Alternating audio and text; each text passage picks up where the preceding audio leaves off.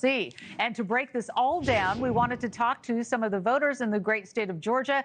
They're all women, and they're all here live with us now. So let's bring in April Chapman, who is planning to vote for Trump, Sylvia Chen, who's planning to vote for Biden, and Mary Lofton-Soley, who is undecided and the type of voter that these two candidates really want to sway. Thank you all for joining us here today. We appreciate it.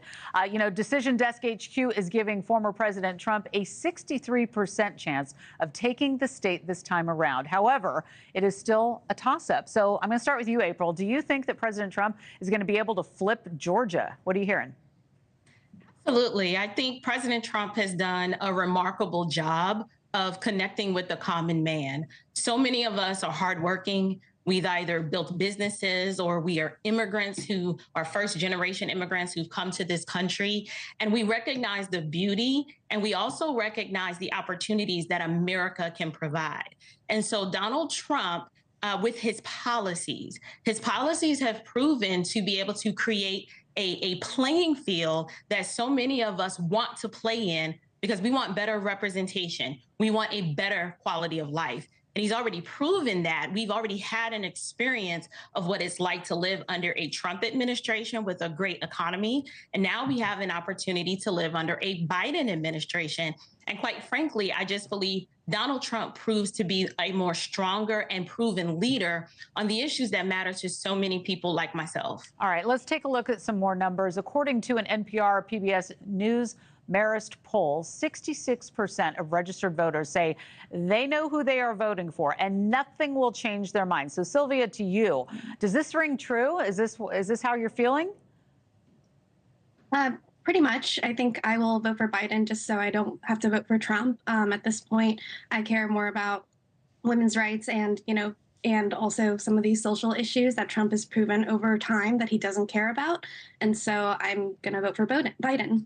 All right. So you just to keep Trump out of office? Mm-hmm. Okay. Mary, you say that you're undecided in this year's election. So what are you looking to see in this debate? What do you have your eyes on? I have my eyes on Biden. I want to know his cognitive performance because I don't believe his vice president is able to be vice president. And so that is what I'm looking at, that as a way not to vote for him is because of Kamala. I don't think that she's ready or able to be Vice President. Trump, his personality, his brashness is the only thing that's keeping me away from him. Some of his policy I do agree with. Mm-hmm. Some of Biden's policies I do agree with. So that's why I'm on the line of who am I going to vote for, or am I not going to vote for either one? Because I'm not happy with my choices at all with this election. And I heard that was the case back in 2016. You actually did a write-in, right? I did. Who was that? I'll do that again, but I want to take part and not throw my vote away, but I don't know. Biden is 81. His cognitive condition is very, very, very bad. And Trump does not have that problem. It's his personality. He's such a narcissist. And I'm trying to work it out in my mind. Does that really matter? Right. And, look, that's what this debate is all about. That's what people are looking to, and they're going to be tuning in for to see how they perform, to see how they treat each other. It will be interesting because for, one of the first times I think ever, there won't be a live studio audience, or it's very rare that there's not a live studio audience. And we know that a key part to winning Georgia is targeting black voters. And while Biden still remains more favorable than Trump, we've got a new poll from Suffolk University and USA Today that shows his popularity is declining compared to 2020 in key swing states such as Pennsylvania. April, back to you. Do you think that Trump is gaining ground with black voters? Because we've been kind of watching this scale go back and forth.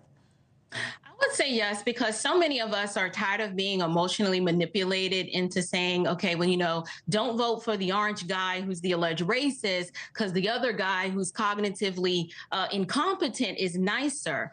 I think when many of us go to the grocery store, we're really not concerned about Trump's narcissism. We're concerned about the fact that eggs cost too much and bacon is a problem. And I like bacon. So many of us are concerned with the fact that we are being taxed to death. And we're also concerned about the fact that this border is unsecure. And so if you are a person of color in this country, that should be a policy that is important to you. So for me, I've had to have emotional intelligence to say, I'm not dating Donald Trump. And so therefore, I don't need to like him. What I need him to do is be a fearless leader, to be strong on the policies that matter. Because like I said, I want better political representation and I want a better quality of life. And for me, I have children. And so that's all that matters to me. This country is an amazing country to live in, and to watch it go down the tubes and down by the wayside because you have someone that is unable to make decisions for themselves versus someone who's a proven leader who knows how to bring the economy back. Those are the issues that matter to me. And so therefore, I'm uninterested in the emotional debate about his narcissism or about he's just not a nice person. All right. He's doing a good job. Okay. Sylvia, I want to get your take on this because I spoke to a former Democratic campaign staffer who says that Biden has lost his support. Let's take a listen. I'll get your take on the other side. Inflation, which the Biden administration has been claiming has improved, has stopped. And that is simply not true. And when you look at it on a week-to-week basis, it might have slowed down. But when you look at it in the aggregate, in the sum total, it is still a crisis. And the young voters understand that. All right, Sylvia, what would you say to young voters who aren't excited about Biden at this point? Yeah, I mean, I think unemployment is at the lowest that it's been in a while. So I think that can reflect what Biden's policies have kind of done there.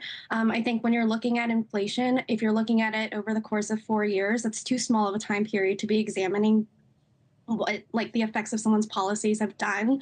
In fact, it might be better to take in what Trump's policies did to affect how the economy is now. Additionally, I think while Trump says he wants to implement policies, I don't know that we really saw any of that actually happen, because what we've seen from Trump is that he says a lot, but doesn't actually do a lot. And then, I mean, at the end of the day, I don't want someone who was impeached and then is now a convicted felon leading my country, or given the opportunity to appoint potentially 2 more Supreme Court justices that are far, far right, in addition to the one he's already appointed, who are just going to continue limiting our rights as women. All right. Well, I want to know what all of you think after the debate, and I will check back in with you, and I will put it out on X what you all say about the debate, because I think it's going to be really interesting. I want to thank you, April, Sylvia, and Mary, for joining us today. We will talk to you soon, okay? Thank you all. Thanks for having me.